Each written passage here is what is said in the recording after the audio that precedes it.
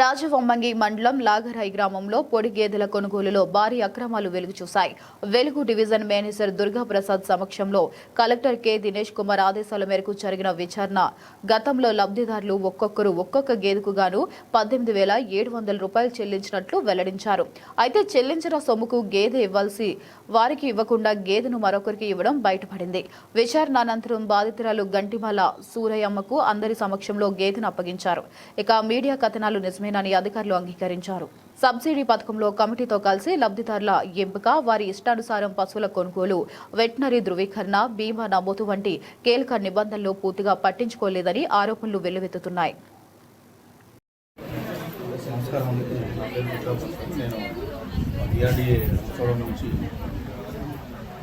పీడీగా ఆదేశాల మేరకు ఈరోజు లాగరాయి గ్రామం రావడం జరిగిందండి. రాజవొమ్మంగి మండలం మొన్న 30 తారీఖున కలెక్టర్ గారి గ్రీవెన్స్కి లాగరాయి నుండి కొంతమంది లబ్ధిదారులు మాకు గేదెలకు సంబంధించి గోశాలకు సంబంధించి డబ్బులు కట్టాము, దానికి సంబంధించి మా గేదెలు అందరూ ఏదో చెప్పి మనకి గ్రీవెన్స్కి ఇవ్వడం జరిగింది. దాని మీద మా పీడీ వారి ఆదేశాల ప్రకారం ఈరోజు ఆ లబ్ధిదారులతో మనం మాట్లాడి ఈ యొక్క గ్రీవెన్స్ సంబంధించి ఎటువంటి ఇష్యూస్ ఉన్నాయో మనం ఇరు పార్టీని కూర్చోబెట్టి మాట్లాడడం జరిగింది. దీంట్లో మన పంచాయతీ సర్పంచ్ గారు, మరి ఎమ్మెల్యే శ్రేణులు గారు, ఏపీఎం గారు, ఉన్న పెద్దలు, గ్రామ ప్రజలు, తర్వాత మహిళలతో కూర్చొని మీటింగ్ పెట్టడం జరిగిందంటే దీనికి సంబంధించిన